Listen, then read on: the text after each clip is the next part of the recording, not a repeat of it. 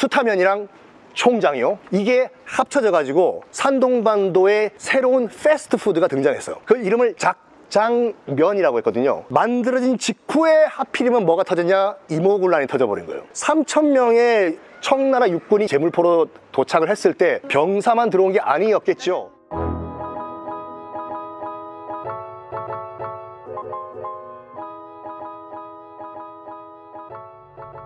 지금 중국집에서 먹는 음식들 대부분이 중국 메인 음식이 아니라 산동반도 요리거든요. 대표적인 것이 깐풍기.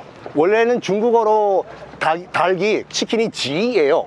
그래서 닭고기를 지로우라고 하는데 산동반도 사투리는 지가 아니라 기라고 해요.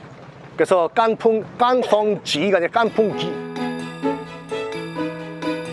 짜장면 같은 경우는 여러분들 중국집 가서 드시는 말린 해삼 있잖아요. 건해삼, 깐하이션이라고 해서 나중에 연태 한번 가시면 알겠지만 거의 김밥집처럼 지금도 한 집 건너서 다 건해삼집이에요.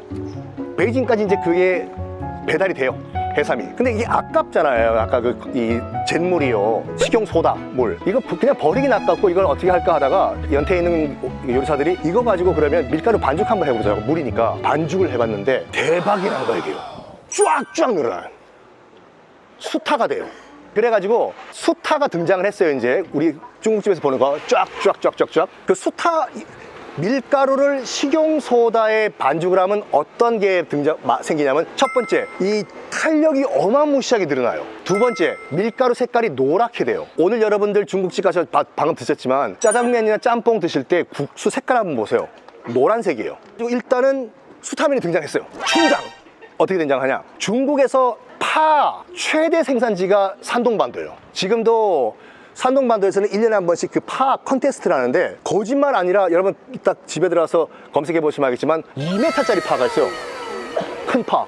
혹시 파가 한자로 뭔지 아시는 분? 중국어로 알고 계시네.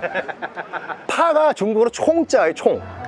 산동반도 사람들은 파를 찍어 먹는 장이 있는데 일단 면장이라고 해요. 밀가루를 발효시켜 가지고 찍어 먹는데 조금 발효하면 노란색이 나요. 이걸 푹 발효하면 검정색이 돼버려요. 면장이요. 이걸 면장이라고도 하고 또 뭐라고 하냐면 대파를 찍어 먹는 장이라고 해서 총장이라고도 해요. 이 총장이 나중에 변형돼서 춘장이 된 건데 춘장이 이제 그 봄춘자를 쓰거든요. 그 생뚱맞게 갑자기 봄춘자가 왜 나오냐? 그게 아니라 총장이 춘장이 된 거고, 그러니까 두 개가 이제 등장했어요. 짜장면에 재료가 수타면이랑 총장이요. 이게 합쳐져 가지고 산동반도의 새로운 패스트푸드가 등장했어요. 굉장히 싼 음식이었어요.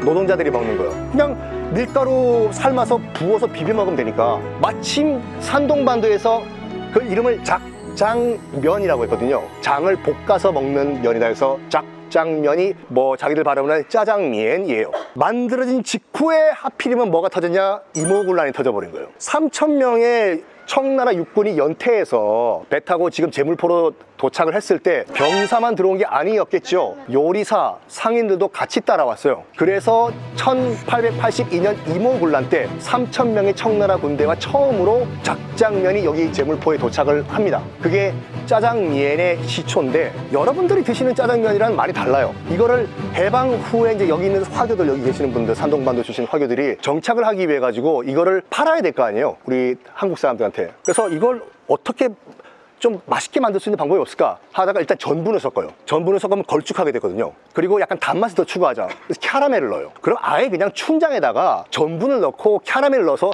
이걸 팔자 해서 만듭니다. 하자표 춘장에서 아까 말씀드린 같이 전분이랑 캐러멜 넣고 여러분이 지금 드시고 있는 춘장을 만들어 냅니다. 1911년에 처음으로 짜장면을 팔기 시작한 곳이 있지 않습니까? 그 오리지널 공화춘 맞습니다. 여러분들이 드시는 짜장면이 처음으로 시작된 곳.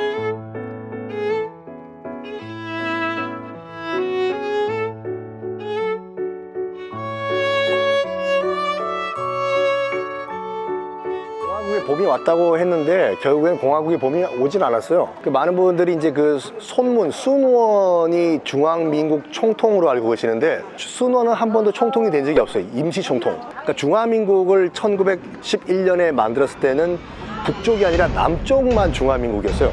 북쪽은 아직까지 청나라가 살아있고 수도가 난징, 남경이었거든요. 그래서 북쪽은 누가 지금 실권을 갖고 있었냐면 위안스카이라고 해서 원세계라는 군벌이 이제 청나라의 실권을 갖고 있었거든요. 여기서 그 손문, 순원이 큰 결단을 해요. 어차피 전 중국 통일해야 되는데 북쪽엔 위안스카이가 있잖아요. 가서 협상을 합니다. 네가 청나라의 마지막 숨통을 끊어달라, 위안스카이. 그러면은 내가 총통 자리를 너한테 넘기겠다. 할래? 거기서 위안스카이는 콜해요. 그래서 그리고 순원은 아주 쿨하게 물러나요. 임시 총통 자리에서 물러나. 그래서 위안스카이는 얼떨결에 중화민국의 총통이 되면서 자금성에 있던 청나라의 마지막 황제, 그 보시겠지만 푸이라고 어린 친구 있잖아요. 걔를 끌어서 내려버려. 그리고 전체가 중화민국으로 통일이 돼요.